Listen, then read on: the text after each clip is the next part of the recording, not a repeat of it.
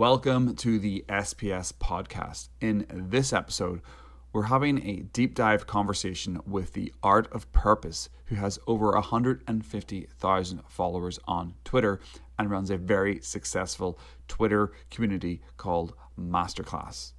In this conversation, we discuss his performance origins, how he went from broke to being a millionaire, and how he went from being a school teacher to being a successful business owner. Let's get into the conversation.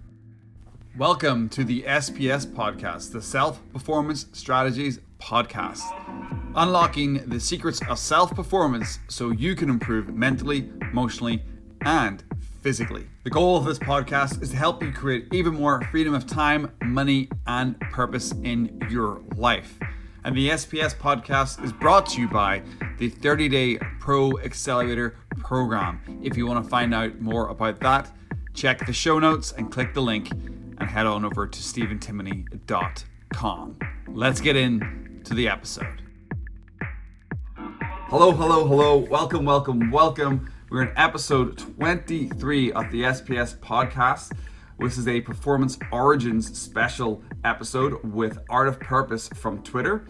Art of Purpose is a former public school teacher of 20 years who's turned himself into a millionaire and turned himself into a full-time business owner and has over 150,000 followers on Twitter. He has a community called Masterclass, and he has a number of guides, and I think Create 24/7 is probably the best Twitter growth guide on the market.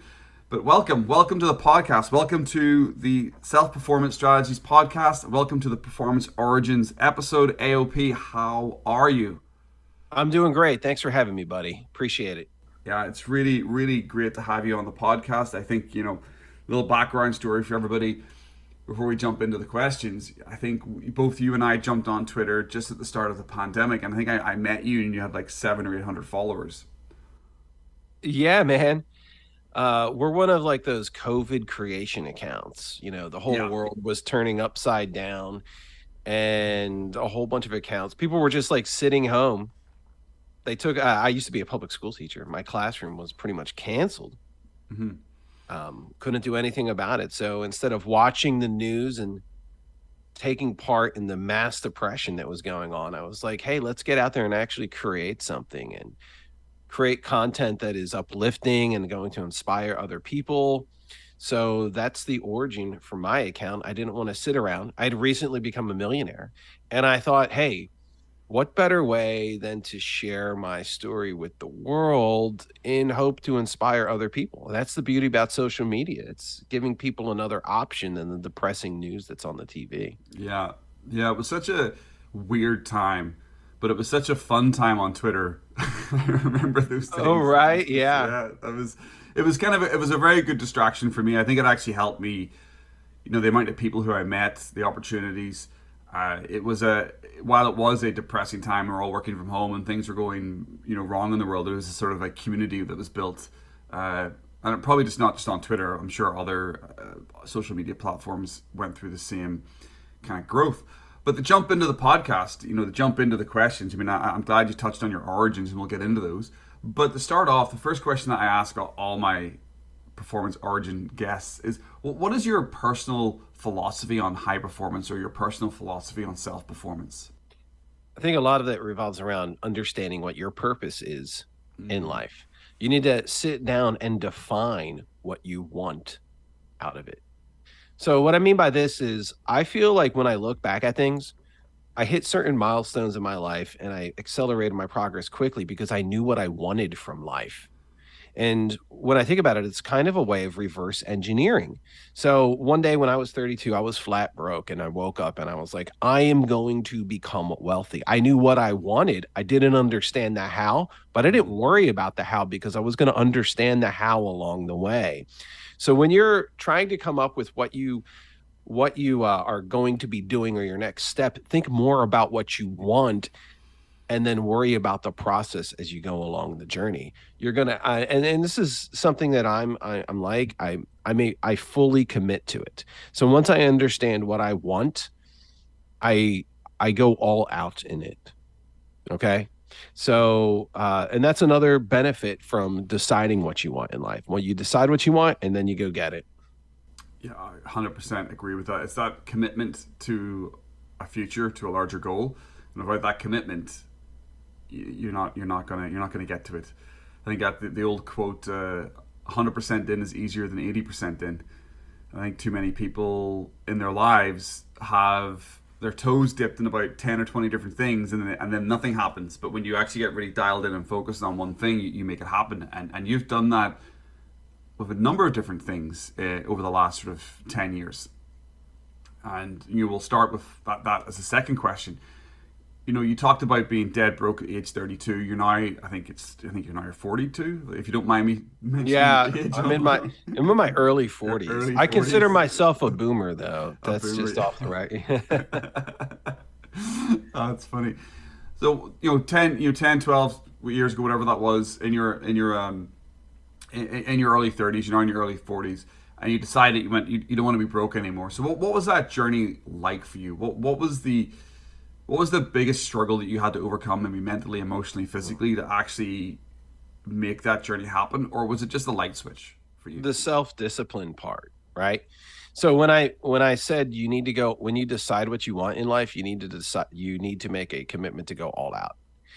And so sometimes you have to do like a symbolic gesture. So one of the things that I did when I decided to become wealthy, I literally woke up one day and I was like, I'm going to do this.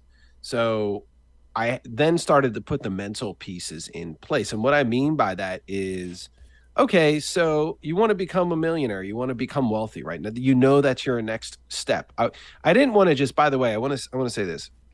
So people go, oh, your purpose was to become a millionaire? No, my purpose was to have more time in my life and become financially independent so I can pursue what I wanted to pursue and set myself and my family up, from a generational wealth standpoint. Okay, so there was a higher purpose to that other than I just wanted money. It's not the case. Yeah. Okay. So when I decided to do that, I put the mental pieces in place and I thought about what I needed to do. One of the biggest obstacles you're going to have is getting everybody on board in your family. So, you want to start, doing these things. And when I decided to do this, the first thing I did is I had this nice Mustang convertible. It was loaded. It was completely decked out. I decided to sell it straight up and trade it for a brand new Nissan Leaf, which is kind of an over the top gesture. And a lot of people were like, oh man, that's a broke person's car. But, if you think about it, one of the ways that people stay perpetually poor is they just keep buying really nice cars. And I was actually one of those guys. So I took my prized possession and I took it and I just absolutely sold it because I wanted people to understand I was very serious about this. Yeah. So I decided to cut myself off from the materialistic good and, just say, hey, and I factored in the cost of commuting and I realized driving a Nissan Leaf and plugging it in my house in Texas where energy is really cheap, I'm going to cut my cost of commuting down by $4,000 per year. That's $4,000, right? And then, all the other dominoes fall into place once you decide to make one cut from there. And so it's from a self-discipline standpoint as well. You need to make the big decisions. You focus on the big things. You go after them, and you start to improve your life step by step. Yeah, I really like that. I like what you're saying. I really love that gesture you made to yourself, that commitment to your future self by selling that car and buying a more economical one. Because that kind of action really speaks to your subconscious or aligns your whole self. Like you're actually committing to that future. But this is what I'm doing. Because I think a lot of times when people, you go back to one of my favorite ever Stoic quotes, don't explain your philosophy, embody it by Epictetus. Like you really embodied what you were doing with that transaction. And that's huge because you're really setting yourself up for success then. Because I think that's something that a lot of people miss when it comes to changing their lives, making big shifts. Is to make big shifts, you've got to do big things. You've got to commit to big things. You've got to do things like that. You like downsell if you're living in a big house, selling a car, whatever that might be. And I think that's so huge that you did that. Have you ever looked back at that and realized how impactful selling that car was for you? It was everything. Yeah. It was everything. Making that kind of decision is it's kind of like a rite of passage in a way. It's like, Yeah. hey, I'm taking this thing and I'm going to, because if you want other people to, if you want the rest of your family on board, some people will be like, oh, my wife isn't on board for this, or she just wants to, or they have a spouse. It's like, you hear some guys go, oh, if I spend $1,000, my wife has to spend $1,000. Well, you know what? You know what I mean? And then you're in this like cycle of staying Yeah. broke because it becomes like a tit for the tat, and that's what your relationship is built off of. No, don't think of it like that. Be the leader. Be the one that's proactive. Hey, I'm going to sell my car. I'm going to sell all of my prized possessions. Is you're not you don't want to become attached to that, right? Mentally, those things will wind up owning you. Right? I know Yes. that sounds like something out of Fight Club, right? But it is. Yeah. And but there's a lot of truth to that. The more you sit around and say, "Hey, I'm going to reward myself with this Rolex or this nice thing," and none of those things really mean anything. They're things of the Yeah. world. None of those, they don't really bring you any inner happiness. You know what No, they brings me don't. happiness? Spending time with my family, being able to do what I love for a living, Yeah. being able to wake up when I want, being able to spend time with my family, being able to go and travel where I want and experiencing those things make me happy, Yeah. not some That's car. yeah. Right at the end of the so one of the things that I love about the Stoics, and you mentioned the Stoics, I'm actually a big fan. William Irving, Guide to the Good Life, is one of my favorite books. Good book. And one of the ideas that he has, and it's not William Irving, he's talking about what the Stoics preach, but one of the Stoic ideas is to see things for what they really are, right?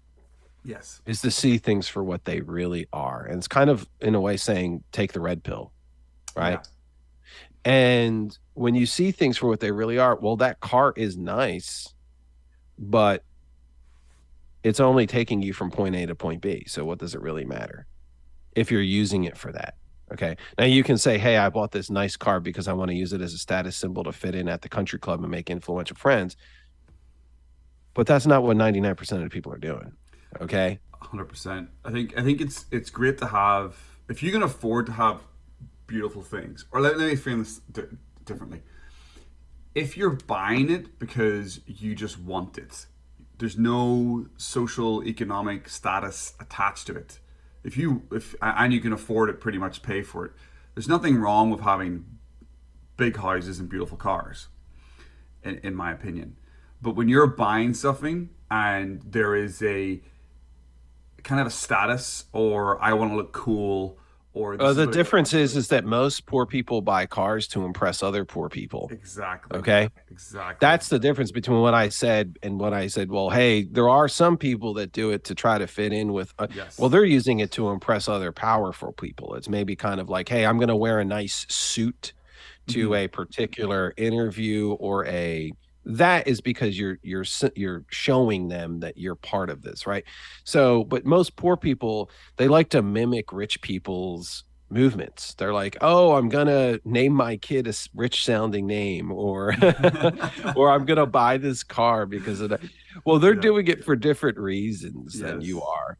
Okay. 100%. So you have to understand that at the end of the day, if you're a guy, or if, I hate using the wagey, if you're a wagey, right? And you're buying a car, let's be real, you're really only getting out of it the point A to point B. Yeah, So you might as well minimize your losses, right? I And then 100%. I fell yeah. into that trap at a point in my life as well. I think when I was in my late 20s, I had an opportunity. Was buying a new car, and I went and bought an Audi A3. It wasn't like a top range Audi, but it was like, I ended up actually working for Audi years later. But it was what you would call entry level luxury. It was like their wasn't their baseline vehicle, but the A3 is one of the more affordable options from the Audi lineup. It's their smaller sort of hatchback car. And I bought it not because it was to get me from A to B. I purely bought that car to look good.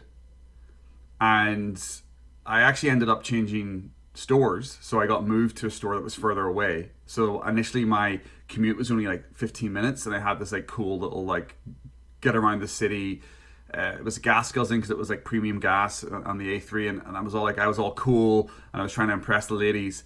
And then I ended up working about a 40 or 50 minute commute, and then it was the back end of 2008 9 when the crash started happening and the gas prices went up, and I was traveling an hour, and that car just completely fell apart on me. The commute, it was an older version. I bought it secondhand, and it was one of the worst purchases I've ever made in my life. And I made it purely based on status, purely based on looking cool, and it was not based on a logical, this is a good commute car. It was all ego. And that lesson has stuck with me. Like since that time in my 20s, that lesson has stuck with me. I've never bought a vehicle again. It's pretty normal. Like, you know, most guys in their 20s, and this is from a boomer, okay, is that I think one of the things that they care way too much about is what other people think about them. 100%. And yeah, absolutely. You know, hey, I bought this car to impress this girl or to fit in with this. You know, at the end of the day, isn't a lesson to my younger self. Nobody really cares. Okay. Yeah, and I think that's bringing it back to like self-performance. Bring it back to what we're talking about. All of that is dumb shit. All of that is just pure distraction from your purpose. Because you talking about your idea about your self-performance sort of philosophy is finding your purpose or creating your purpose or having a really clear direction in life, which I love. But this materialistic sort of hedonic treadmill, buying dumb shit to impress people who you don't even like, it is such a distraction. And I think a lot of people are trapped in that. I see it, I obviously see it quite a lot in society, but it's this sort of, they massage themselves or they relieve the pressure of not chasing their purpose by drowning themselves in materialism. Does that make sense at all? Yes, and I think people now more than ever are being distracted day in and day out at a frequency that has never been experienced in human existence. Yeah. The short form content that is out there is destroying people's self-performance. I mean, I have seen it with myself. If I take an example of like, I hate going on TikTok or Instagram now. I can't stand those platforms. While I'm trying to grow on there because of my coaching business, I find those platforms just so deadly to do. I don't really consume content. That's the funny thing is I hardly consume. I only create content, really. Yeah. I have a handful. I curate who I follow and what I read. Religiously.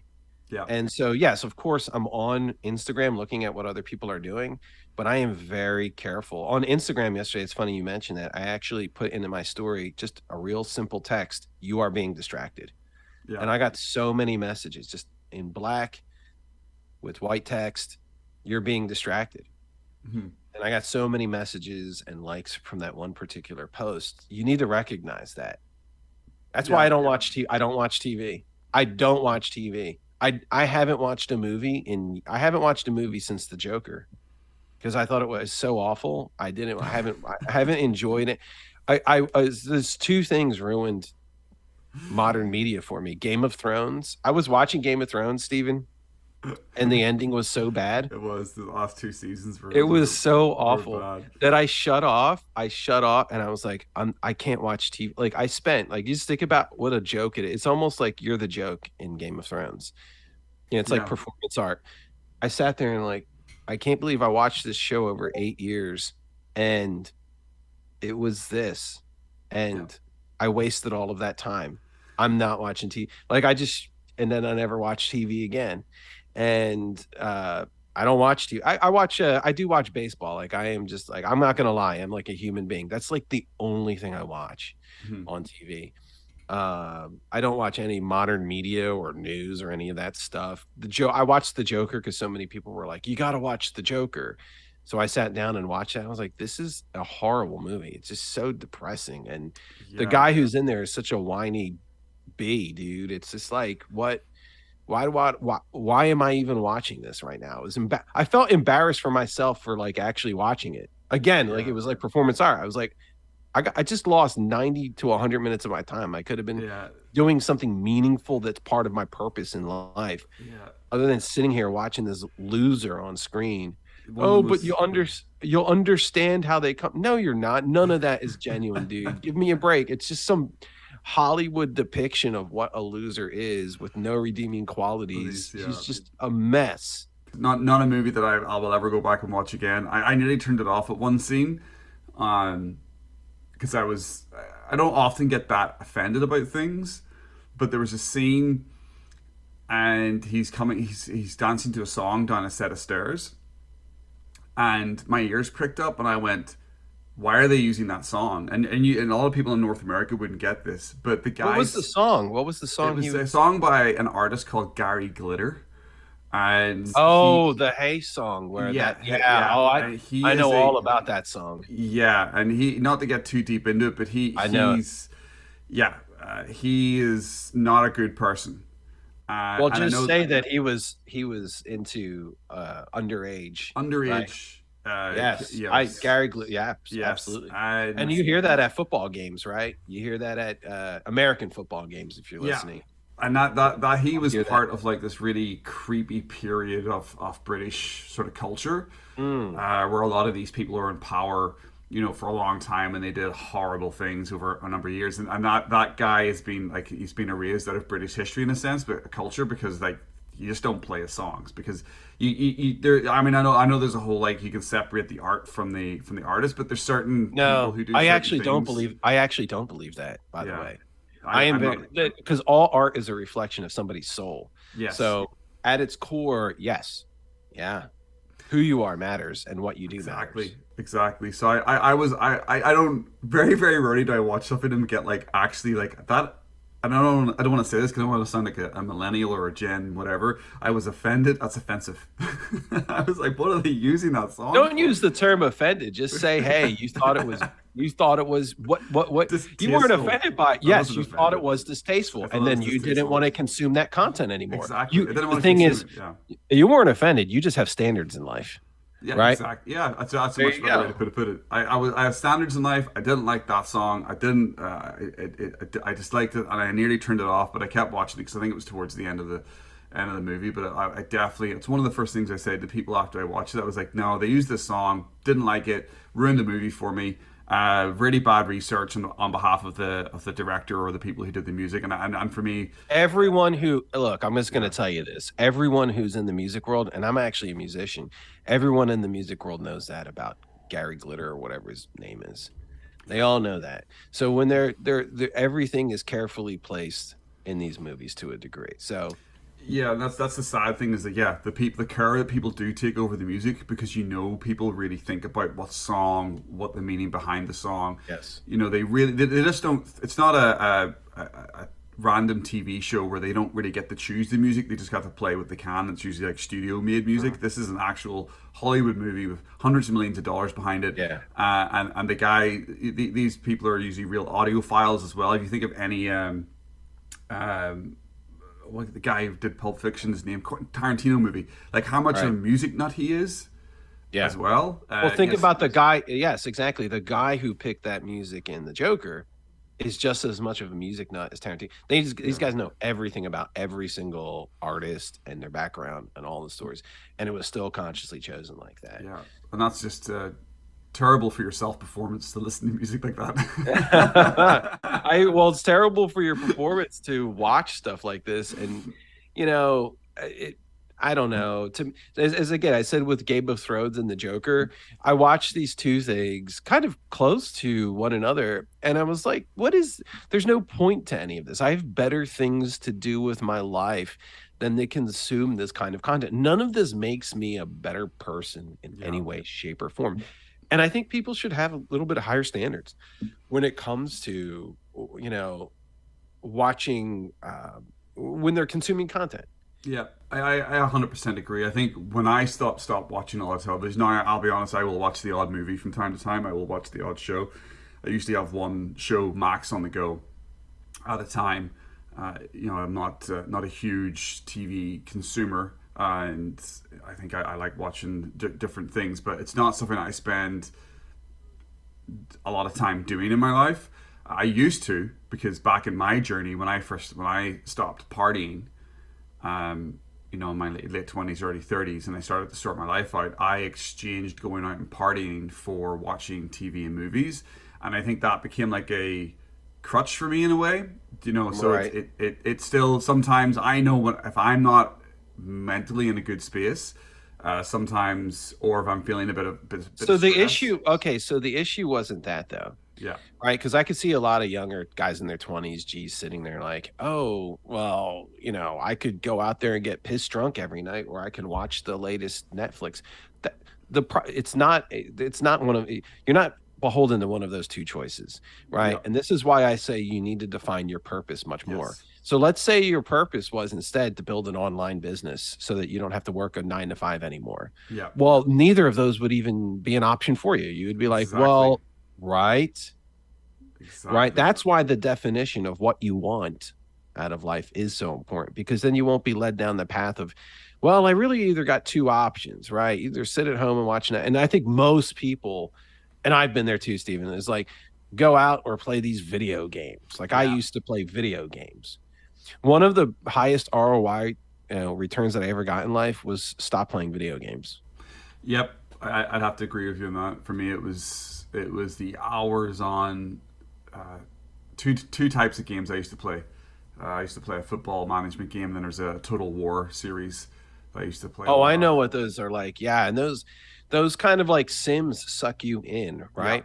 And again, I don't think there's anything wrong with it if you were doing it like in a very healthy small doses. yeah, But those games are designed to keep you hooked and have you playing them for like 10, 12 hours a day, yeah, right? It's like, "Oh, one more turn," right? yeah, One more season for the football manager yeah, sim game, right?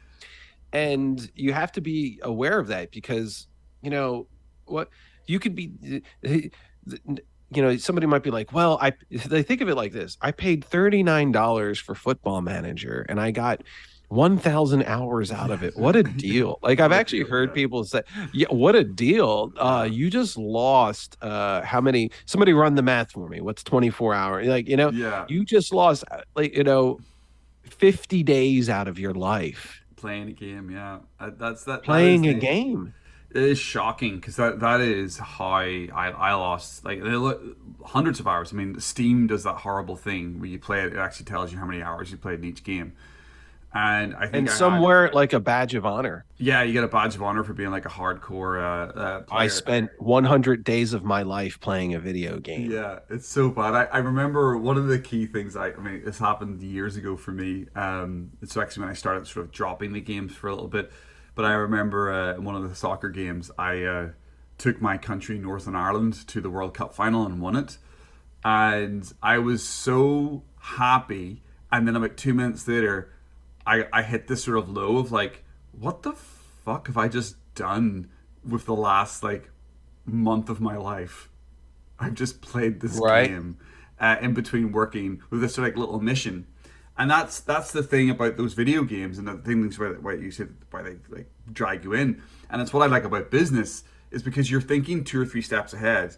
You're Hmm. thinking what you need to do next, and you're always like moving towards these short term goals, and that's why they You hook know you what's a in. better video game than Football, Manager 2021 or something like that? Yeah, It's called Running Your Online Business. Yes. And and I told people this when I got on Twitter. I don't really play. I have occasionally, but I don't really play video games, and I don't watch movies or TV or any of that stuff. My favorite video game is like running my Twitter account. Like, let's see how many likes, or building my net worth, or helping my family, achieve XYZ goal. My purpose in life has replaced the video games. Yeah, that short term stacking of wins, that 100%. Same for me. Looking back at my analytics, going through different tweets, seeing engagement, like scrolling through the analytics and looking at, oh, that's really weird. That tweet got like 4% engagement. Why? It's just a platitude where, normally threads would only get that kind of high of engagement, if you know what I mean. Um, so yeah, it definitely has for me. Twitter did turn into a bit of a game where you're trying to like perfect the art. You're always trying different things, and I think that's where I love the whole online business, it has turned into a game for me, and you are creating those short-term feedback loops. I think the more feedback loops that you can create in your life or your business, and Twitter's a great feedback loop because it's instant, uh, the more you'll get sucked into it. The more you won't need TV, the more you won't need video games because you're entertained by life. Right, right, right. Dopamine hit and serotonin, right? So I almost call like serotonin spiritual dopamine. Yeah. So a video game is going to give you a dopamine hit. And so, so you play it and you get rewarded with like fake points or, Yeah. that championship that you didn't Yes. really win. Yeah. Yeah. It's like Big achievement. Skinner's box with the pigeons, they get like a Yes. little nugget or something, right? That. And video games reward you with like those cheap dopamine hits. Yeah. And people get addicted to those cheap dopamine hits. But what you should be getting yourself addicted to is spiritual dopamine. And what I mean by that are it's how like you're gonna wake up in the morning with more energy. You're gonna feel spiritually inspired. You're gonna get so much more done when you get addicted to that kind of dopamine. Like for instance, when you go to the gym, right, and you lift weights, and you ever have like that post workout, I'm sure you get that when you play soccer, right? You play a match, you just feel so good after the match, right? Yep. That's your body signaling to you that you need to do more of that, in a way. Yeah. And those are the dopamine hits that you need to listen to. Not like, hey, I want a fake trophy on some virtual game, That's a dopamine hit that you'll get and it will last for 1 second. It's and hollow. That's why yeah, it's hollow, right? Yeah. So you need to pay attention to those things that, as I say, bring you energy. When I wake up in the morning, I feel so good because I've built a life around me that is spiritually fulfilling. Yeah, and I think there's a great framework about how your goals, you should verbalize your goals in a way that you're able to achieve them on a daily basis. And when you start verbalizing your goals like that, or you set your goals up in a way that you can be like, oh, I did this today and did that today, and that's a win. That's when you're getting those feedback loops, that spiritual dopamine you're talking about. So for me, it might be creating $1 million business, let's say. That's my big goal. But what does that look like for me down to on a daily basis to win? It's connecting with people on Twitter. It's writing content that gets eyes. Like I've probably 2 million plus views. I mean, you're probably at 4 or 5 million with your views a month. So if my ultimate goal is to help millions of people, to help them prevent doing the dumb shit that's stopping them from reaching their potential, that's a big ass goal.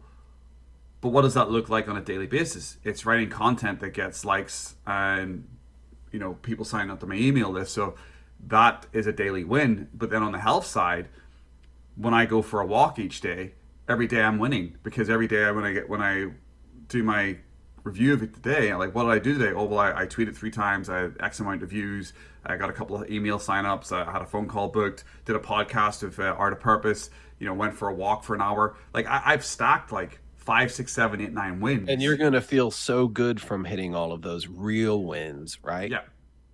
That's the spiritual dopamine. It's like, hey, I'm taking care of the things like a boss. I hate saying that, but like a boss, you're taking care of your business.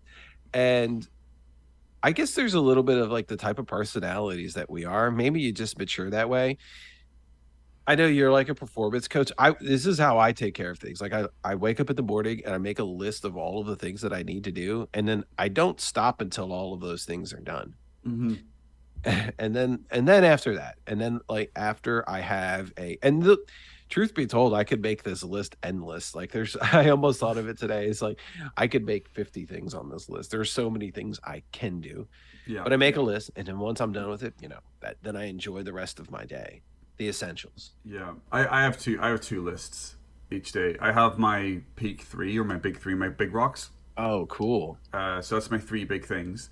Maybe on a Saturday and Sunday I don't have as many, because one of my big rocks will be hanging out with my wife, going for a longer dog walk, doing something with my family. So during the weekend, Friday through Sunday, my big rocks move from being all about work and career to being about family and connection, if that makes sense. So though I have those big three, and then out of the big three, I choose an OBG, the one big goal. So it's the one big thing that I have to get done. Like out of the three, if something happened in my day where I get distracted, but what's the one thing I have to get done this day? And today my OBG is talking to you. This is it. This is like my one big thing today. Oh, that makes me feel good. So yeah, you're the most important part of my day so far. Oh man. So I get this done, this podcast done. It opens up just so much more because I know I'll post it later this week. There's a whole bunch of roll-on opportunities from that could happen because of this podcast. So it's an important goal for me today. And then I have a subsection list of just a whole bunch of like small things I have to do, like sending out Zoom links to clients for this week, updating things. But those things aren't like immediate. They're not urgent or that important. Like I could do them tomorrow if I had to, but I've just decided I'm going to do them today. So I have two kind of lists. I have the big list of the things I have to get done, and then I have like the list of like just busy work, you could call it. And that list it's not even a list. It's usually just like 4 or 5 things that I've written down in my journal that I have to get done. So I try not to have like massive lists in my day. I try to, again, it's the quick feedback loops. If I'm aiming to do 3 big things a day and I get those 3 big things done each day, every day I'm winning. Every day. Right. And if I get my OBG done, my one big goal done every day, like I win every day. Like I don't know the last time I didn't get my OBG done in the day that I set it. I can't even remember. I can't think of the time same here. It's like I'm always knocking out the goals, and I guess it's the type of personality you need to be able to succeed when you're running an online business, right? No one's going to pat you in your back. That's the thing. And I think that's one of the big things, we get a little bit into my journey. One of the big things where I really felt it last year, like it's been April last year was the last time I got a paycheck coming in from corporate.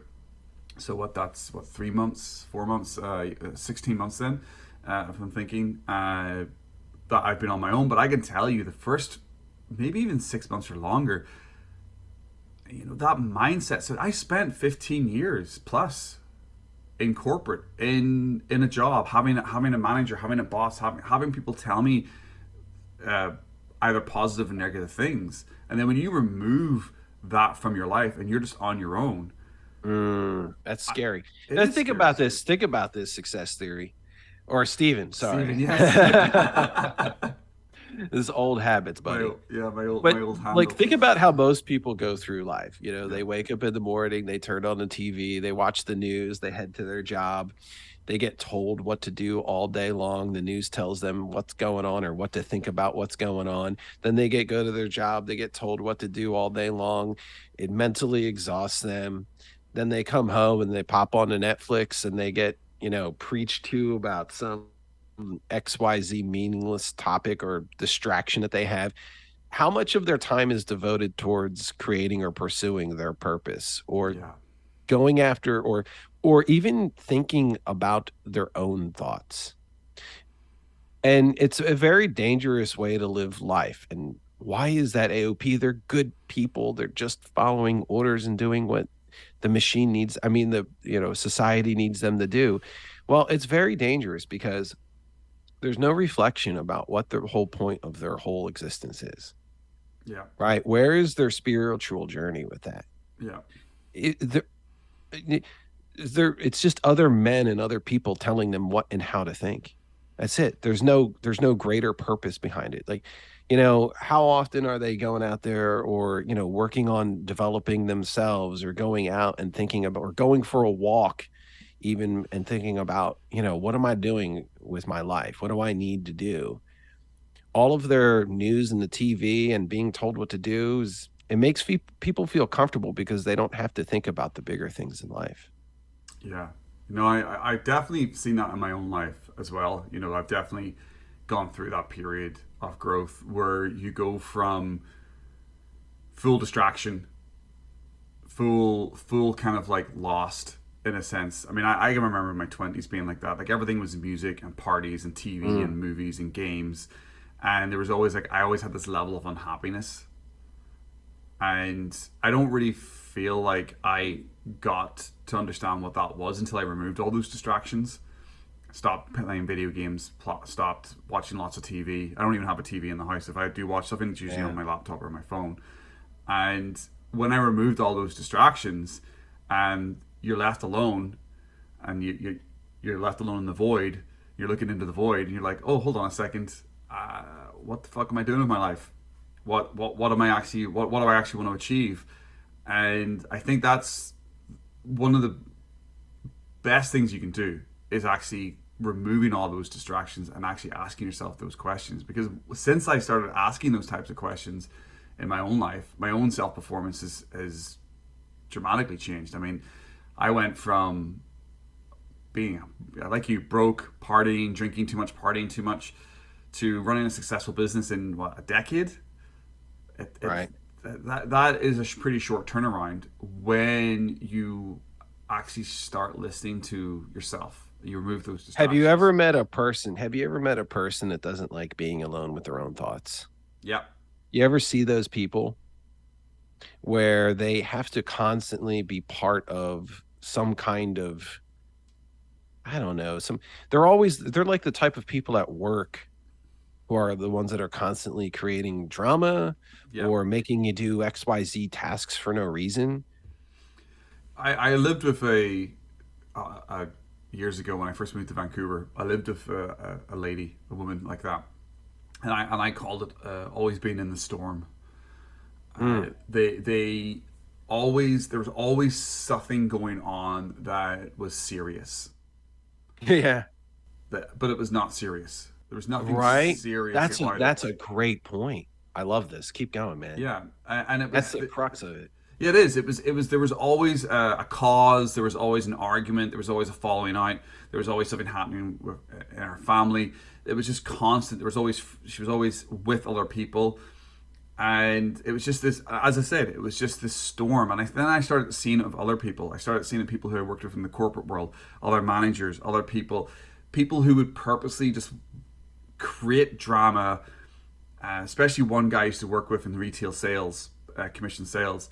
He would purposely create a storm, like throw a hand grenade into the store, disrupt people like a mental hand grenade, like have an argument with somebody, get managers running around having meetings with people, and then he'd go out and absolutely smash it that day. So his thing was to disrupt everybody else, get everybody else like in a storm, so then he fed off the negative energy, and he went and did his thing. And it's just these weird sort of like negative energy. It's not people that I love being around, because it's like they have to create this sort of noise around them. They have to have that drama. There has to be something crazy going on around them at all times, and I don't think that that's a healthy way to live a life. Most of them, well, not most of them, all of them. I've never met a person who lives like that actually has a fulfilling life. Like, have you ever met one of those type of people and there's like, well, I have 6 kids and everything is good. Their lives aren't in order, right? No. Like the fruits that they bear are pretty not, they don't have where you really want to go in life. None of those people do. Yeah. No, I agree with that. They're not the people who want to model your future on. And no, it's not people that I aspire to hang around with or want to emulate at all. But yeah, it is something that you notice quite a lot, and I think that is. I don't know whether it's a type of person or whether we go back to what we were talking about with distraction. It's like we've got this sort of society now where that something has to be happening all the time in your life. Yes. Like people just can't stand in a line up to a bank without having a phone in their hand, or when they're in the shops. Everybody's always got to be doing something. Like it's a dangerous way to live life. Distracted. Yeah. I often take the dog out for a walk without my phone. I often go up to the shops without my phone. Because I look at my phone now and I'm like, you're trying to distract me. Like that you're designed. There's parts of you that are designed to distract me, whether it's YouTube, Instagram, TikTok, Twitter. So I will purposely remove that from my life for hours of the day. But I can remember years ago when I worked in retail, and I know it was partly because my clients might be sending me messages who were coming into the store when I worked in commission sales. But I left my phone at home one day, and I felt the first few hours, I felt I was just so, not, I don't want to say in distress, but I just felt empty. I felt there was a part of me missing. But by the end of that day, I actually had a really good day. I actually had a really good sales day, because I was more aware of what was happening on the sales floor, because when I was bored, I wasn't sitting staring at my phone. I'm with you on that, man. Yeah, and I'm with you on that. Just go for a walk alone in a park for an hour or two. Yeah. Right. What's wrong with that? Right. You don't have to be constantly listening to music or being entertained in every way, shape, or form. That's not what life is about. Life, and I think, like, and I'm going to criticize boomers because I can, because I am one. But boomers go through life, and a lot of them think life is all about being entertained. Right. Now, I'm going to also say this is a hard truth. I also think, the Zoomers and the millennials are just like that too. They're just like boomers. They just don't want to admit it. Okay. That's a red pill for you. But they just point the fingers at people who they can blame, but they're just like that too. They constantly want to be entertained. When you're constantly living a life that is revolving around being entertained, you're pursuing somebody else's goals, not yours. Yeah. Right. Those are businesses, and they're there to get you hooked on their type of dopamine. Mm-hmm. And you're not pursuing your spiritual dopamine. You're not pursuing your purpose. You're not pursuing what is really fulfilling in your life. If you're going to say, hey, I need to sit down and this is the thing about things that are entertaining. Okay. In quotes, I'm doing a quotes. You can't see it, but things that are entertaining drain you of energy. Yeah.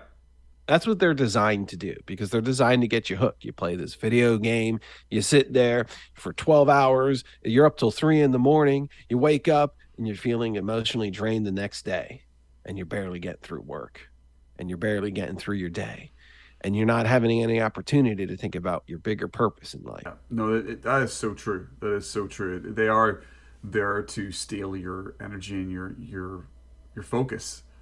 Right. Yeah. Your attention is the most valuable currency that exists. It is. And everybody's vying for your attention, but realistically, you should be in charge of your attention needs to be centered in on your deeper goals in yourself. Yeah.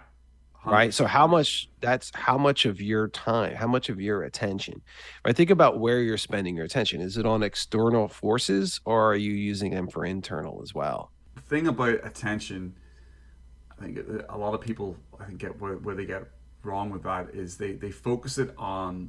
We go back to the people of the storm. They focus on the wrong things. They focus it on, as you say, bringing entertainment into their lives. They focus it on being distracted, and because where you put your attention, what's that quote?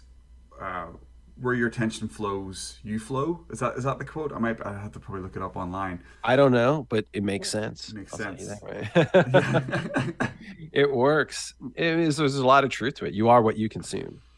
Yeah. Right. It's the same thing. It's the same concept. You are what you eat. Like, for instance, if you're gonna sit and watch The Joker or movies like The Joker for a whole week, do you think you're gonna end up more depressed or less depressed from it? It's obviously, right? Yeah, I can remember watching recently over the last sort of couple of years. There was a show that I liked, and it kind of petered off at the end. But I remember catching up with a couple of seasons of it, maybe last summer. I think it was a show called Peaky Blinders, and I know a lot of guys on Twitter, have the main character. Oh, they love that guy. They love that guy, and I remember watching it. And it's so funny. But I binged, I think 2 seasons off it to get caught up last summer. And I think the last season came out this year, and I watched it. It was only 6 episodes, and it wasn't the best. But I can remember that couple of weeks that I was watching that show. I felt more aggressive in my life, if that makes sense. I felt like there was because the show was very macho, very sort of, in your face, manosphere almost. And I just remember like out walking my dog and like thinking about the show and kind of being like, wow, this is actually influencing, not in a big way, but I could definitely feel like it had taken over a little bit of my thinking. And then I started thinking I shouldn't be binging shows. That just shouldn't do that because it really just overtakes your whole mind when you binge a show. And I know you don't watch TV. Shows are a form of programming. Yeah, and I think so you sitting there, yeah, there's a part of your mind that can't distinguish the reality from what they're seeing on the screen. Yeah, yeah, and it's being aware of that. And I think the older I get, and the more that I do sort of like reflective work and journaling. I mean, I journal twice a day, every day. The more that I think about my thinking, the more that I actually realize when I watch a show like that and I binge a show like that, I'm like, hold on a second, my thinking's changed a little bit. I don't know if I like that. I don't know if I like that happening to me. And that's one of the reasons now where I will rarely, like, I remember when shows used to come out years ago, like on Netflix when it first like blew up and the whole binge thing was like new. Like I could watch like a 14 episode show over a weekend. This is going back 6 or 7 years ago, but I just refuse to do that now. Right. I think it's okay to consume certain types of content as long as your levels of awareness are heightened from it. So when I do consume content, a lot of the times I will ask myself certain questions after consuming. For instance, like, what was the big lesson? What was my reaction to it? Do I agree or disagree with it?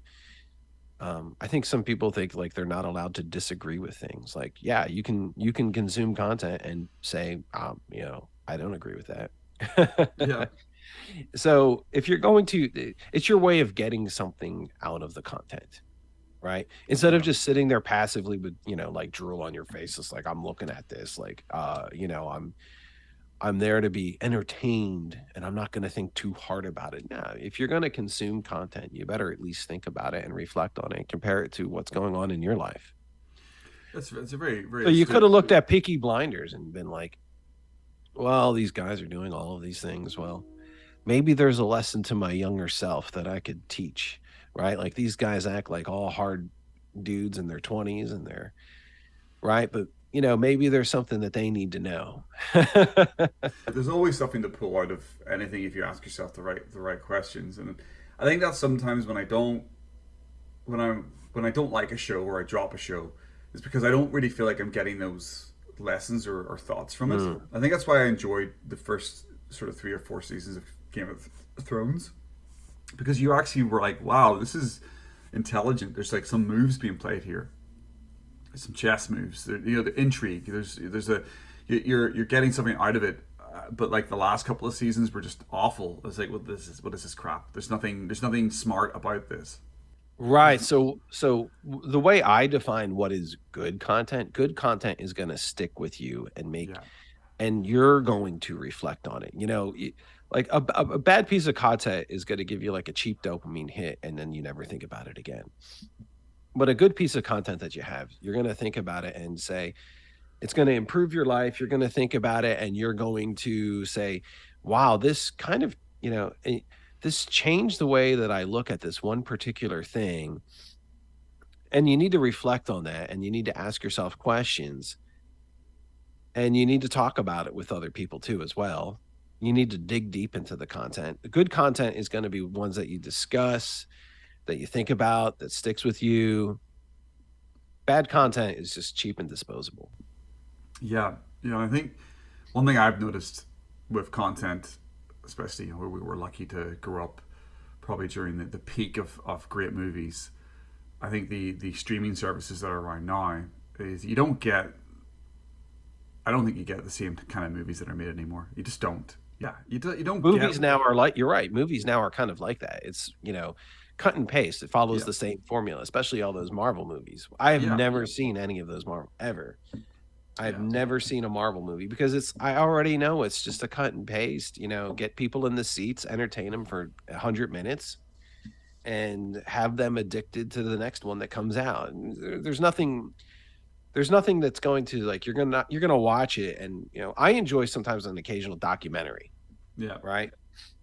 Because it's going to, you're going to think about it. I was watching this one documentary recently on Amish, how the Amish live. And I was just absolutely blown away by it. Here's people that are just so happy. And you talk to these. Now, look, I'm sure that there's Amish people that are not happy. Yeah.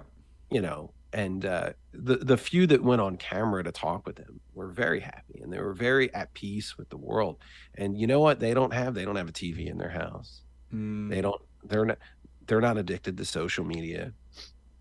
They're doing what they want to do in life, and they have a lot of time to think deeply about what they're doing, and they have a spiritual connection to the world, and they're happy from within.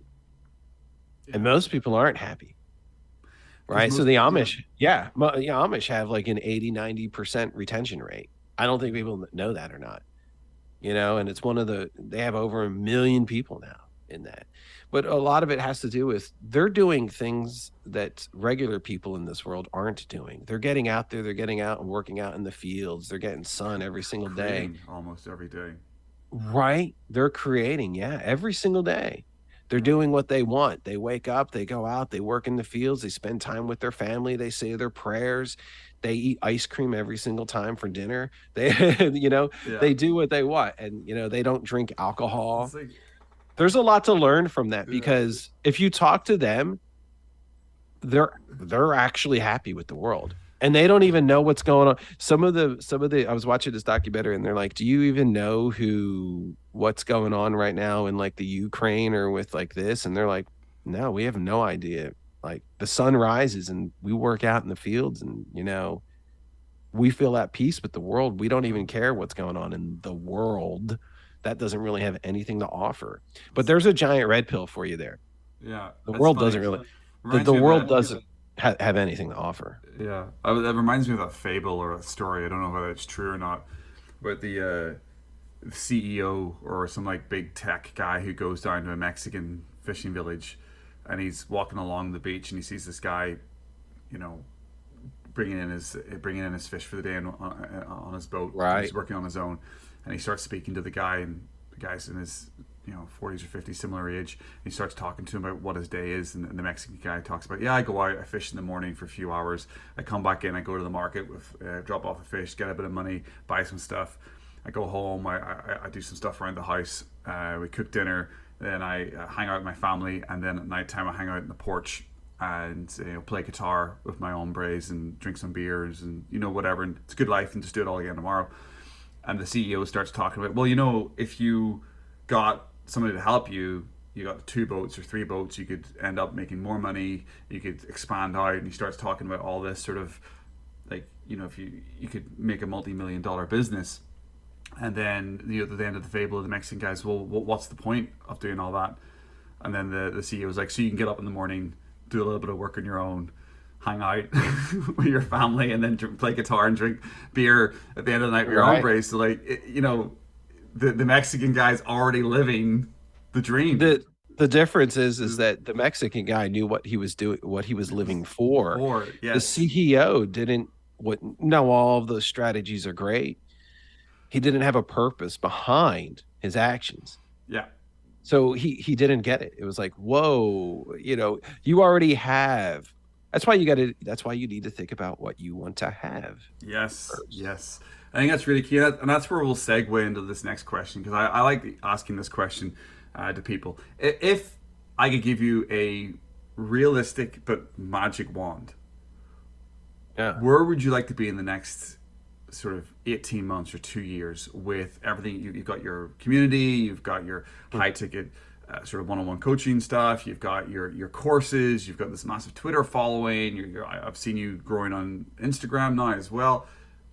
With your purpose, with your art of purpose over the next sort of 18 months or so, where are you going? What's your big purpose going forward? From a magic wand standpoint, I just want to have a deeper spiritual connection to the world and a happy family. That's beautiful. That is where I want to be. I would actually, and the other thing is, and I've been thinking deep about this lately, is I want the world to start thinking more from a religious, deeper spiritual perspective. Okay. So, and what I mean by this is, I believe all of our content is religious at the end of the day. It's just that what it's religious about. And I think I want my content, and I want what the ideas that I write about and what I'm talking about to hit people from a different perspective the way that TV and regular media doesn't, where that distracts you.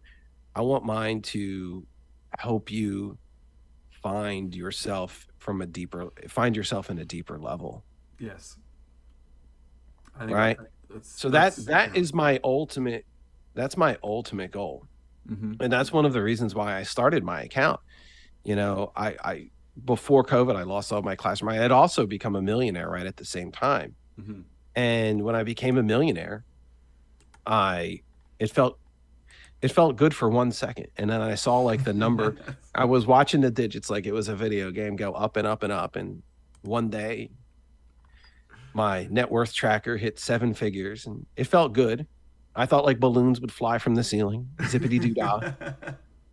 But after that, I was like, nothing happened. And I celebrated it. It was nice. It's nice. But at the end of the day, it was like, I want to have a deeper connection with this world. And a lot of it came through content creation, sharing my ideas, meeting other people, getting to know them at a core level, right? Twitter is a networking site at the end of the day. Yep.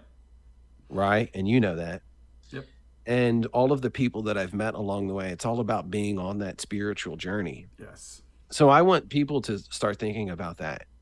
I think people being distracted, and it's been part of the plan for a long time to get people to consume relentlessly and just be distracted. I want my content to help society move in the other direction. Yeah, that's my magic wand if I could do something. That's great. Because I think that's going to be a better place to live for our children. Yeah. No, I would agree with that. I mean, that's sort of a similar idea that I have. My sort of overreaching goal for my whole content is, I want to help help prevent millions of people from doing the dumb shit that distracts them from their potential. And yes, your potential is getting connected to your source. Like, when you call it religious, I would call it spiritual. That source, that God, that energy, that to me is very important. It's been a massive focus for me, especially over the last sort of year or so, really connecting with my inner self, inner source, inner direction. And the only way you do that is, as we trying to explain that a little earlier, is you remove all that distraction. You get yourself into a space where you can actually listen to yourself. You can connect to the higher version of yourself, the future version of yourself, because we are driven more by our future goals than we are by our past. Our past is like an anchor, but when we have bigger goals, like the science is out there that people who actually have goals and write them down and track towards them, they are the way they show up each day is reflective of the goals that they have. Where people who don't have goals, they just show up and just usually repeat what they've done in the past. Like they take their past results equal their future results. But the people who then take the time to have these big goals, to write down goals, and crazy stat that always blows my mind, I think something like 95% of people don't actually write down their goals. So it blows my mind that only 5% of people have their goals written down. And I think something like only 1 or 2% of people from that 5% actually regularly look at their goals and update them throughout the year. Writing down your goals is almost a way of writing down your purpose. That's the way that I look at it. And I know that this sounds absolutely insane, but one of the best practices that I ever adopted in life was sitting down and actually defining what I wanted to write, what I wanted out of life. Yes. And so I talked earlier, like one day I decided to wake up and become wealthy. Well, actually the next step I had after that, other than selling the Mustang convertible, was to actually sit down and define my life purpose at that time. So what happens when you write this down is that the words will actually hold power. And then you're going to see everything from the lens of your purpose. So when I defined my life purpose, it's like, hey, we're going to make ourselves financially independent. We're going to go to XYZ amount of net worth. We're going to do, so that we can start our own business down the road one day. You'll look at when somebody calls you up and say, hey, let's go get pissed drunk over all the weekend. And you'll be like, I don't know, man, I'm starting my side hustle. Okay. Yeah. Or, hey, you know what? I look at that expensive car in the driveway and be like, that needs to go because I can turn that into, something, a different kind of asset that's going to help me create money, right? Or create an income. what you're going to do is when you define what you want out of life, you're going to be held to it. Those words are going to have power. Yes. And you're going to get to your goal. You're going to achieve your goals much quicker. But how many people actually, they would rather be distracted other than define? Well, AOP, I don't know what to write. Well, sit down and write something. It doesn't have to be right on day one. No. Every now and then I still look at what I want out of life and I redefine it, and it changes, and that's okay, because the more you grow and the more you learn about the world, what you want out of it is going to be different. Yeah, I agree, and that's why you should be refining and reflecting and changing your pillars, your big goals on a regular basis, because what you wanted 6 months ago or what you wanted a year ago might not be exactly the same thing that you wanted now, because you change, you grow, you refine, you get deeper. I talk about this with my clients. I mean, two angles here is first of all, what you were talking about defining success. I've heard this described as creating bumpers in your life. And the analogy is that, when you go bowling, when you were a kid, they would put the bumpers down the side in the gutter. Yeah, bumper bowling, right? You can't make a mistake, right? You can't make a mistake. Yeah. So every time you throw the ball down the alley, you hit a strike. I love this analogy, and I've used it before when I was in the classroom. Is bumper bowling is like, it's like driving with training wheels, right? Yeah, exactly. It's okay for like somebody who have never hopped on a bike before. Yes. Okay, that's it though. But like for day one, that's fine. After that, you have to be comfortable with making mistakes. Yeah. Your progress. You have to do a lot of the wrong things to get to the right. Yeah, and that's okay. Yeah, and that's where you create those bumpers in your life. You define success. You have these bumpers, so you actually have a target. Because you talked about not wanting to go out and get drunk because you defined success. Oh, you're talking about like, I see what you're saying. Is you're saying that when your definition, your purpose is going to act as a way to keep you on the rails. Yes. Oh, okay, I got what you're saying. Absolutely. Yes. So it's going to be like, I think of it like this. I know what you're saying, but I think of it like this. I think of it like a map in life. Mm-hmm. Right? And your purpose and your goals are going to be your roadmap to where you eventually want to be. And so you're on the journey. You're going to be following the road on the map to your North Star. Yeah. And your purpose and your goals are going to keep you on that path. Yeah, they're like the GPS. They're part of the journey. Like you've got the Google Maps open, and you're driving down the street and you see a distraction. The Google Maps says turn right, and you're like, well, there's a McDonald's there on the left, and you're like, well, I've got to go right because that's my bumpers. I don't eat fast food anymore, so I'm not going to go to that McDonald's. So that's you need to have that map, those rules, those bumpers, and the other thing that I haven't quite defined yet in my life, and I don't know if it makes sense, but I feel like as you level up in life, you also have to level down. And what I mean about leveling down is you have to be constantly getting in touch with your true self. So as you level up, you get more success, but you need to actually be more in touch with who you really are. So you're leveling down to your true self, your true source, your true purpose. You're peeling back the ego, or peeling back the layers of distraction, your past. And it's just constant sort of breaking through over and over and over again. Because I think a lot of the times when people start on a personal development or a performance journey, is that they think it's just like once and done, and it makes me sort of laugh a little bit. It's like, no, this is a constant journey. This is a constant wheel. Once you push that wheel, once you push that first bit of snow at the top of the mountain, you're on this ride. It's going to avalanche you, but you have to keep going and going and going and going and going. So as you level up, you got to level down. You got to level down to who you truly are, your true purpose, your true vision, your true direction. I'm in 100% agreement with you, man. I think that's beautiful, right? You have to stay grounded in a way, is what you're saying, right? Yeah, because I think a lot of times we've seen this. There's even stories about this in the world of lottery winners. It's like with those people who have like big quick wins. They drop like a Bitcoin crash, like a Luna coin, whatever. They because they don't actually know who they are.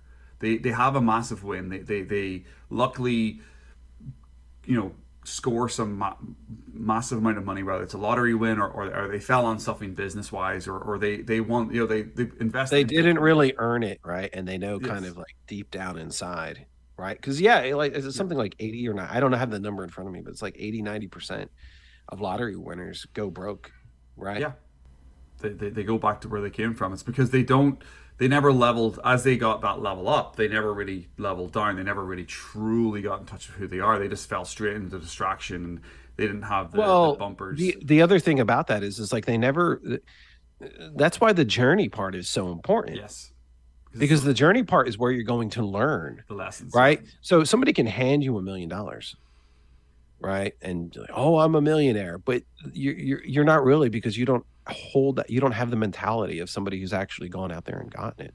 Yeah. Which is why so many, down a few generations later, inheriting money, they go broke, lottery winners, because it's all about learning and understanding the process. Yeah. And that is a massive part of the self-performance journey, and kind of what I talk about in the other episodes of this podcast, and what I generally talk about on Twitter, I mean, you as well, is that journey, is those lessons. It is about becoming a better version of yourself, always. And that is one of that's the best thing about running a business, and the best thing about the Twitter journey I've been on, and the life that it's given me, the ability to leave my corporate job and start coaching people, is that I think it was James Clear said this first of all, and I've seen hundreds of people copy this on Twitter, and it might not even be James Clear that said it originally, but like personal development or entrepreneurship is personal development disguised as a business. Right. I'm in a firm belief. That's one of the reasons why I'm such a big. It's the best kind. Okay, here's why that is the best kind of self-development. You can sit there and read a book about self-development written by another man. But really what's going on is you're just getting programmed by what that other person thinks, right? Yeah.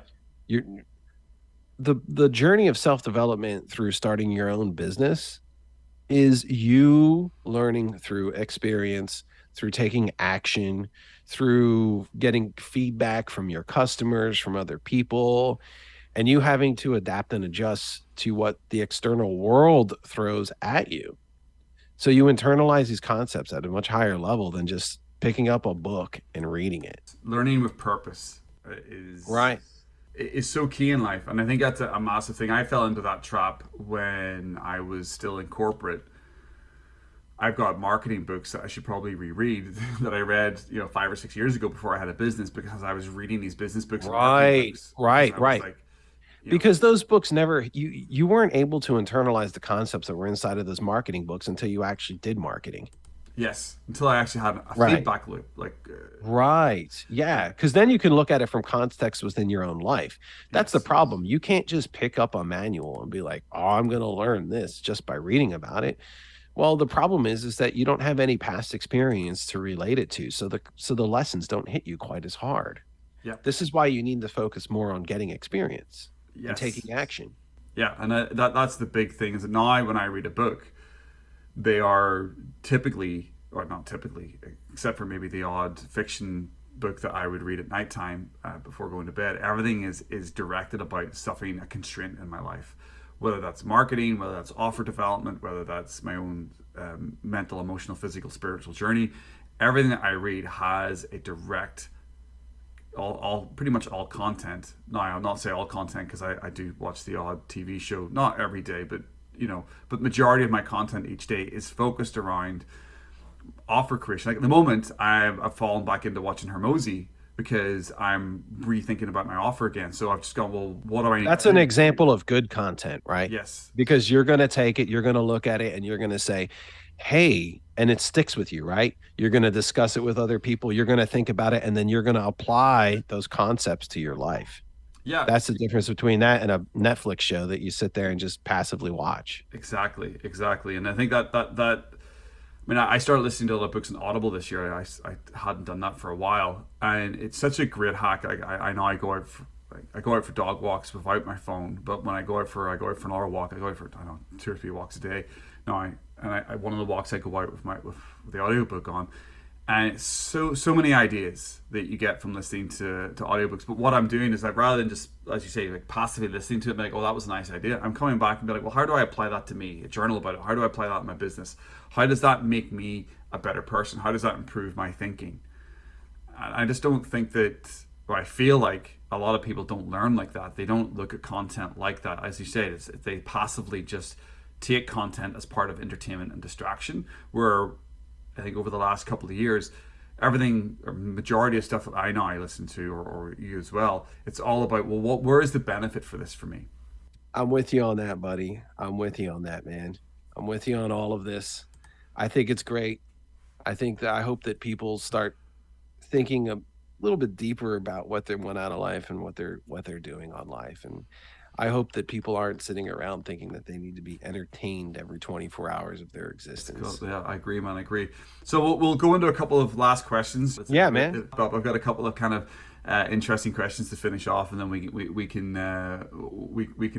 wrap up. But I always like asking this question. What is a contrarian view that you have about personal development or self-development or just growth in general in life? Where do you push back against the norm? Oh, geez. I don't know, man. Like, I guess I'm known for hot takes. Yeah. So, which I think is really, here's my contrarian view on hot takes. I think it's absurd that I'm even somebody who has hot takes. Like, that's a hot take in itself. I think it's kind of pathetic that people go like, I read your tweet and, you said XYZ and I got upset by it. Grow up. Get a life. Right. Like, and the reason why I say that, and I'm an apology. Like, if you've listened to something that I said today and you got offended by it, maybe you need to think about what's going on in your life a little bit more. I don't know. But I think it's kind of ridiculous that people can't speak their minds, and that people get so bent out of shape and upset about, what is the beauty about social media is that people can share what they believe in with the world. Mm-hmm. And the fact that there's forces out there that say, no, you need to fit into this box. You need to think a certain way. That's hindering people on the journey of self-development. Yes. Because they're never they're never given the opportunity to internalize certain ideas and concepts.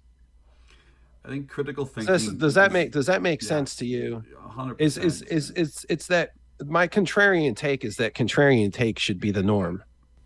Yes. Yeah. I mean, I get that. Yeah, I get that. I think that the sort of outrage that you get when you say something online that people don't agree with. I mean, polarization is pure dopamine, but there's a difference between polarization and a contrarian take. I don't think polarization is dopamine. I think if I wrote a tweet and people shook their head in agreement with, that would be a cheap dopamine hit, right? Like some kind of platitude. A polarization is kind of on the other side of the coin. Polarization is going to get a discussion going, okay? And that's what we need more of in society. We need people feeling more comfortable with being able to share who they really are. Yeah, and it's not being shot down for it. Yes. Yes. Because I think when you start to share more of your core beliefs, that you usually get somebody from, like, and your core belief might be polarizing to somebody else, but to other people, it's not polarizing. They 100% agree with it. So right, but it's a good thing that the discussion is taking place. Yeah, and that's because you're learning more. Why? Because you're learning more about the human experience. Yeah, and how people are. Yes, and so many people are willing to come in and say, "Hey, I'm going to cancel or get rid of this person or silence this person." Why? I think it's all right. The part of where we're discussing and we're learning more about other people, I think that's the beauty of social media. I think that it's true. I think that the ability to have the sort of more sort of, I don't want to call them tough conversations or critical thinking conversations. It's almost like they're removed because of the people who actually want to have a conversation are drowned out by the overreacting on either side, or just the people who get offended. That's offensive. Right. Well, the thing is you need to think, whenever you have an adverse reaction to something, You need to think about why you had that there. That is a great. I don't know who said that to me. It might have been you a couple of years ago. I can't remember You what it need was. to self-reflect because Yeah, there's something, if something is really, really, really, truly bothering you, it might be something that has happened in your life, yeah, or there's something that has turned you. Now, hey, look, when you hear that Gary Glitter song, I get it. You have standards, right? It's yeah. not the reaction that's the problem. It's that person there. But when you're sitting there, like yesterday, I posted a meme about, just a meme, got like 10,000 likes. I guess that's cool, right? But, I I talked guess about that's how cool. I I talked about how engineers used to build roads that lasted for eternity, and now engineers today with degrees produce potholes all the time. And then there's so many people who are getting That's upset by this hilarious. meme. You see this without a single degree, they built roads that have lasted an I'm eternity. And scrolling there's now, like looking at it. Roman Yeah, roads. And then engineers arrived and like it's all potholes. And there's a lot of people that just were getting upset by this, or they get upset when I say, I tweeted out, by age 30 your friends should be talking about building their lives and their businesses instead of watching Netflix. I had a tweet like that get 20 million views, Stephen. yeah, 20 yeah. million views. Like, think about how crazy that is. That 20 is million crazy. views. It was being talked about all over on like the Reddit sites of the world, and you know and people were really upset by that. I It was remember like I that was. tweet. Yeah, Yeah, you remember it. yeah. And they were getting really upset, but maybe they were getting really upset because There's just deep somewhere in their lives this they know that truth. there's a truth to it. Yeah, it hurts. And then There's maybe they need to think about that. Like, maybe their friends, they should be surrounding themselves with better people. Or maybe they shouldn't be just sitting around being entertained all day and be thinking about how they can improve their lives. I was shocked at. I remember that tweet blowing up, and I remember reading some of the comments and stuff. I was shocked at how many people really took that to heart. I was puzzled. I'm like, it's common knowledge that Netflix and media is pretty much a waste of time. Yeah, when Um, I tweeted it out, I wasn't really thinking it was going to get 20 million impressions. Like, yeah, I was like, oh, yeah, well, your friends should be doing this instead of that, and that's going to who you network. Your network is your net worth. yeah. And then people really got upset by that tweet. It was kind of funny, but again, when anybody gets upset about something, I think there is an element of themselves that there's a part of them that knows that's a truth, or there's a part of them Yes. that they're hiding from. When you get that triggered over something that benign, Yes. over a bunch of words on the That's screen, there is definitely, and it's not even like you were being purposely awful about somebody or someone or some group. It was just a general, yeah, it's a good point. The only thing I called out was some brand, some corporation that's worth a gazillion dollars. yeah. And People started defending people, this is it. the sad thing. This is why. And I've noticed these tweets are very powerful is when you name a brand. So people, the sad thing about reality is some people tie their personality into these brands. Oh So yeah, when I called out Netflix, the reason why it got such a strong adverse reaction is because people tie their identity into that name and into that brand. And it was almost felt like they were personally attacked. It yeah. didn't have, which is sad because I didn't put their name in the tweet. I put a brand that they think that they are part of. That's a very astute way to look at it. The connection the identity that people put on their lives, yeah, is crazy. It's almost like I watch. I mean, you watch baseball. I still watch English soccer. Um, I watch the probably one game a week. I usually watch the team that Yeah, I it's about what support. I watch. Yeah. Yeah, Yeah. and I try not to watch the rest of get caught up in the other games or anything. I just watch the team that I support, and then I kind of ignore the rest of it. But I always find it how passionate and how much uh, people whole identity is wrapped up in a sports team, and it's similar with other larger brands as well. That different. You think about maybe some people who go to a certain gym or spinning classes or CrossFit or whatever. That it becomes their identity. I mean, that's slightly healthier than Netflix, but it's like your identity should never be something that's external. I agree. I agree. I stopped watching American football completely for lots of reasons. And a few people that, were part of my, I guess, past life, as you could say, were actually upset that I stopped watching, a certain football team, and they, some of them would message me about it, and just like could not believe, like they thought they just could not, literally not believe that I stopped watching. I just didn't feel like I wanted that presence around in my life anymore. It wasn't bringing me any value. So I decided to cut it out. And Yeah. I haven't felt, honestly, my levels of happiness have increased since removing that. Yep. So I agree. Some people have their identity about who they are tied up into a sports team or a brand. And there's a lot more going on in life, man, than, putting other people on a pedestal, and they're just other human beings just like you. Exactly. That's the red pill. Yeah, everybody has an opportunity to do something amazing with their life. This miracle that we all get an opportunity to roll the dice on, and it's up to us to decide what we want to do with that. And if you think about if you love those sports people so much, think how relentless they have been to get to that level. Like anybody who plays any high level of sport has been relentless to get to that level. And if you were to take that as a lesson from those people and be relentless about something that's unique to you and your skill, and everybody, I think everybody has a unique ability. I think everybody has a talent. Everybody has something that they are innately good at.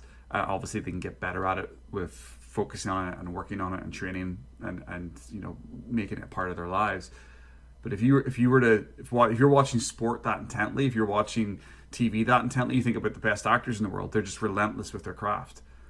Right. If you can take that lesson, if you're taking that lesson from watching, sports, it's about the lesson, right? Like I think Tom Brady is cool because think about it. He's 42. He's my age. He's relentless. And he is out there winning a Super Bowl with a no-name team, and he's in perfect health, and he's getting hit by dudes that are 25. Well, I wouldn't say perfect health. His knees are probably robotic at this point. But well, he's I wouldn't say in perfect health, but I know he is. Yeah. I mean, come on, man. He's a once in a lifetime.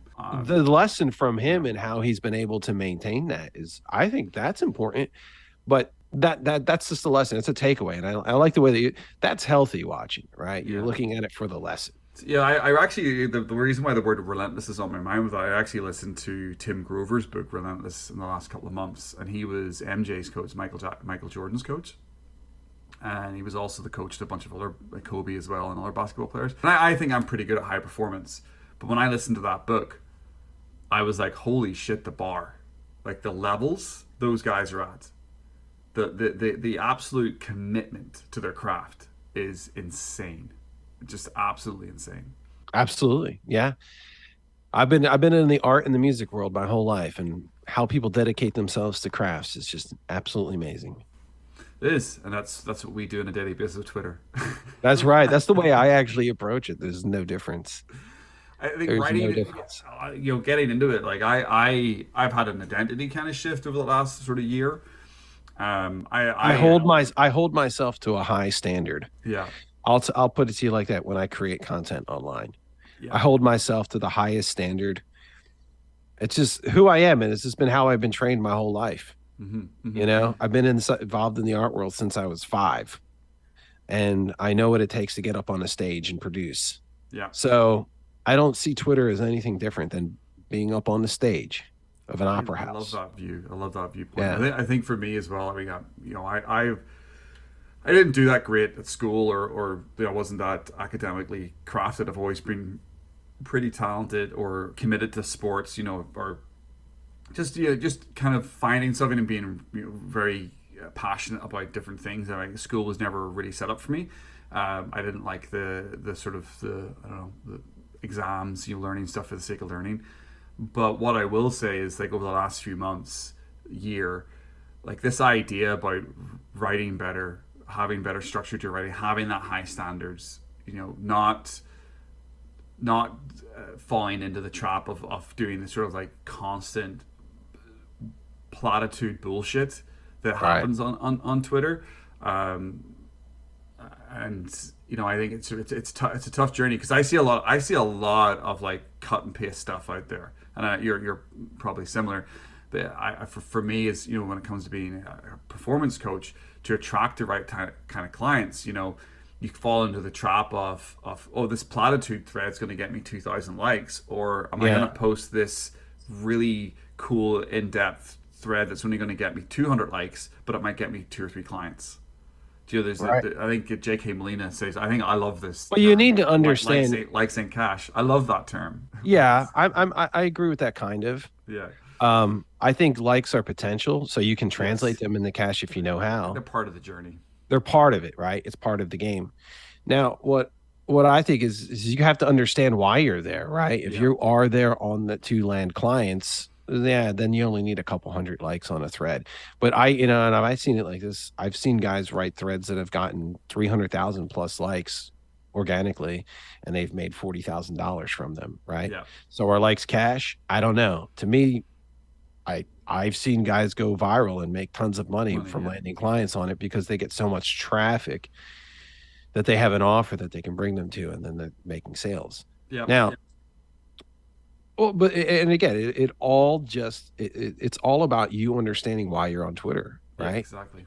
If you're, I don't think that there's anything wrong with posting what people would call a platitude if it's something that is genuinely you truly believe in, or there's a message behind it that you're trying to promote. If it's coming from an authentic point of view, there's nothing wrong with posting a platitude, right? Yeah.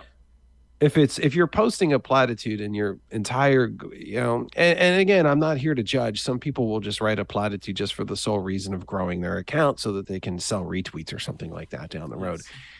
But you know what? I'm not going to judge that person, because they may be living in a third world country, and they may be like, well, I only need to make $1,000 USD with my Twitter account, and I'll be living in luxury in my country. And that's what some people do. Yeah.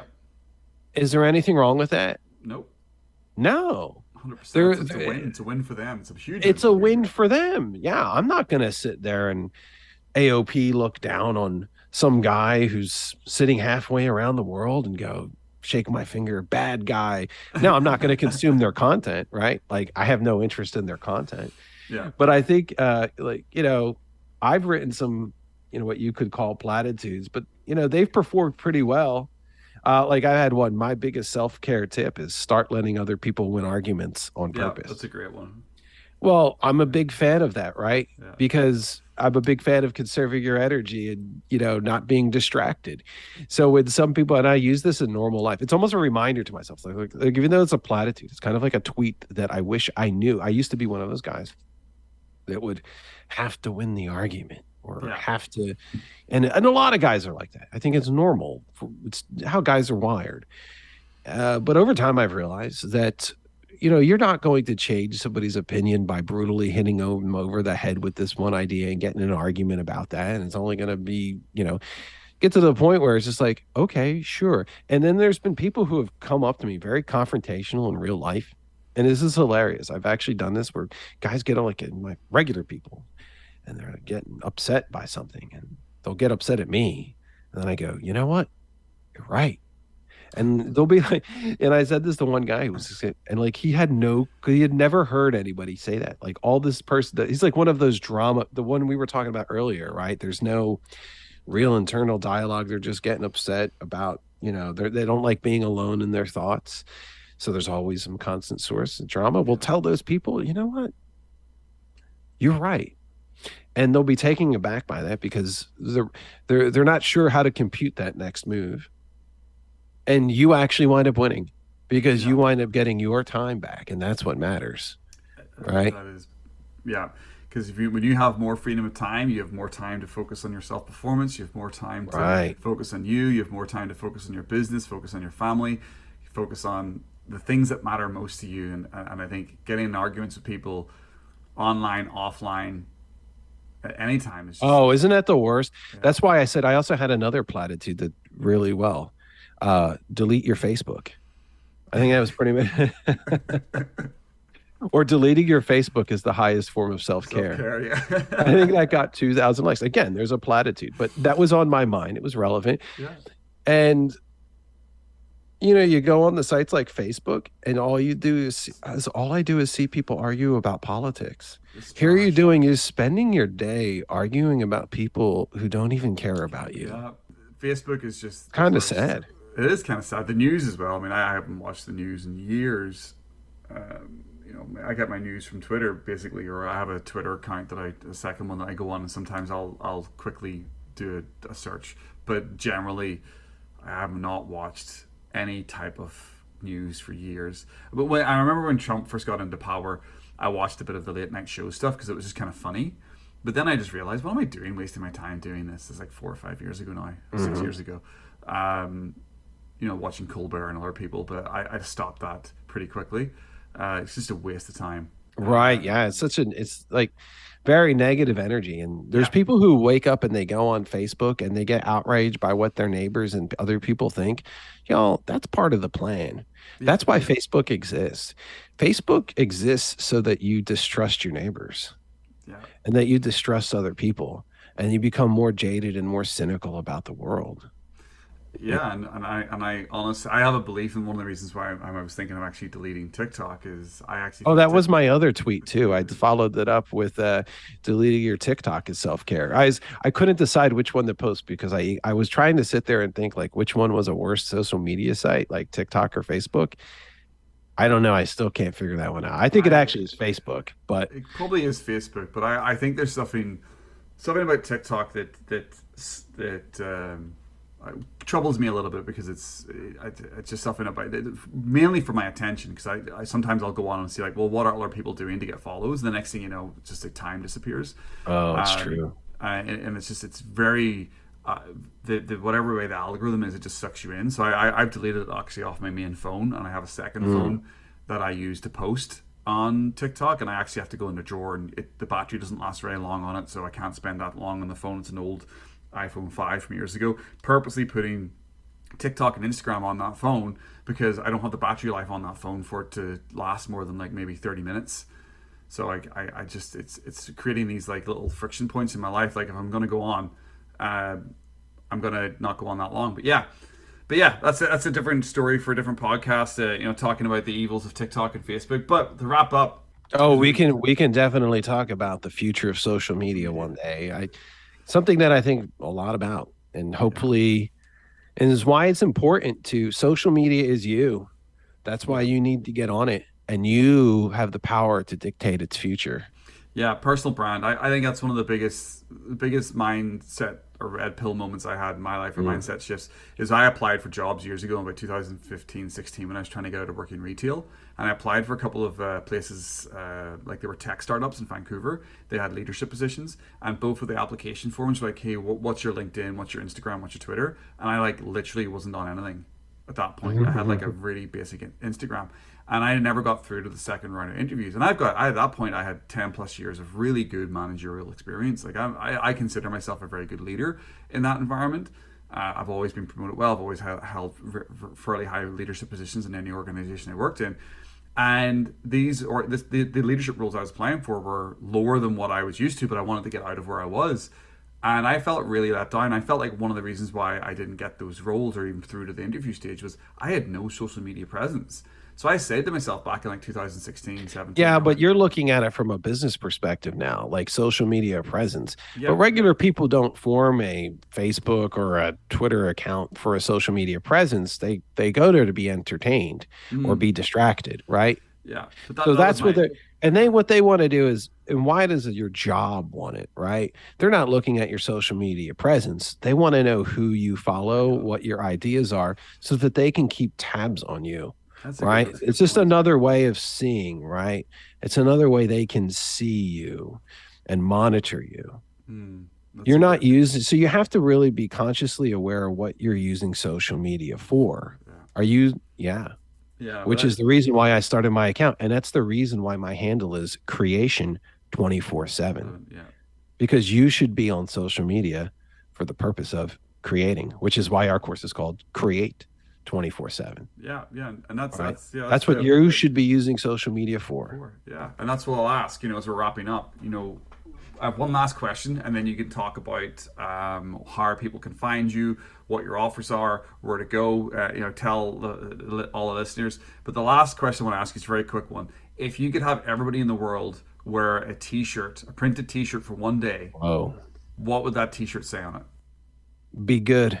Be good. Love it. That's it. Love it.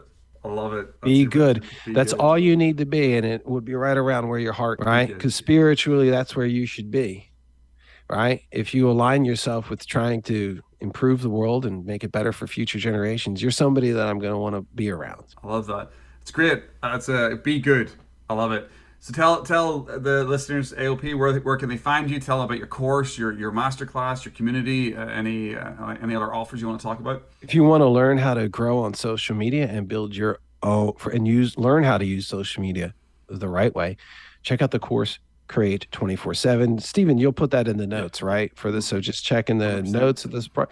And then we also have a community full of like-minded people. Stephen's in there as well. There's actually an interview of me with Stephen.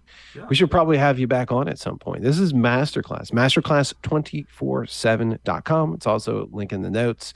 It's a community of like-minded social media entrepreneurs. We're all there to help and support each other as we grow on social media. We'll get you there a lot quicker than any other groups that are out there, because you're going to actually learn how and what you need to do the right way to grow on social media. So check us out there. Check us out in Masterclass. Check us out in Create. And if you want to just give me a follow, I'm fine with that as well. Go to Twitter at Creation247, The Art of Purpose. Thank you for listening. And thank you. I really enjoyed this conversation, man. It was like chatting with an old friend of mine. And I'd love to come back on, and I actually love to have you down on the road and talk with us in Masterclass again. You'll be back on at some point for sure. I'd love to have a deeper conversation, maybe even have like a 2 or 3 way conversation about the future of social media. Ooh, that would be a lot of. I have a lot of hot takes. A lot of hot takes on that, and they're really hot. They're really hot, and it's like, some people may not like them, but it's okay. That's fun, and I'm always more than happy to jump on anything in Masterclass. As I am a member, I am there, hanging out there in the background, watching what's going on. I should probably get more active. I've been sitting on the sidelines a little bit in there, but yeah, awesome to have you on. Art of Purpose, AOP, absolutely fantastic to talk to you. Yeah, you're one of my oldest Twitter friends, I think. Man, you and Save Your Sons, and a few other people back summer of 2020. That's right. Good times, the heydays. But yeah, awesome to have you on. Absolute pleasure. Any last words for the listeners for this episode? No, I appreciate y'all listening today. Head to Creation 24/7 on Twitter. Give a follow. And if you have any questions about this podcast, you can always reach out to me. And if you have a follow-up question, I'll be more than happy to answer. Just send me a DM directly on Twitter. You can do that. That's awesome. And we'll leave it there. Thank you very much for your time today, and go and enjoy the rest of your day. Appreciate you, homie. Have a good one. Make it a good one. Thank you for joining me for this deep dive performance origins episode of the SPS podcast. If you want to check out me on any of my socials, you can head on over to @Stephen Timoney. That's @STEVETIMONEY at Twitter, TikTok, or Instagram. And then you can slide on over to my main website, which is stephentimoney.com. That's STEPHENTIMONEY.com. We'd love to hear from you. And if you want to check out all my other episodes of the podcast, they'll be on my website. Thank you very much for joining me for this episode. Make it a good one, and we'll see you in the next one.